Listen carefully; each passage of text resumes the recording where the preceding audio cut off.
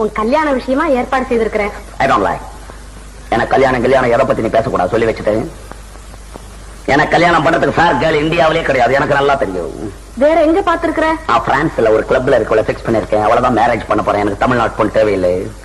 ஏண்டா தம்பி இப்படி எல்லாம் பேசலாமா?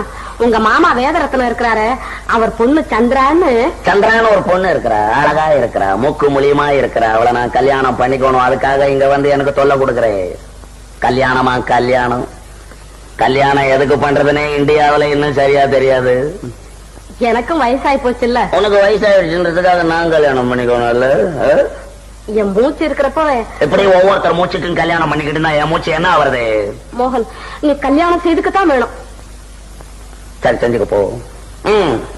செஞ்சுக்க போ. பெரிய தொல்லை. கல்யாணம் செய்து கொண்டுதான் மனிதன் வாழ்க்கை நடத்த வேண்டும் என்பது இந்த நாட்டு சட்டம். முட்டாள்தனமான சட்டம்.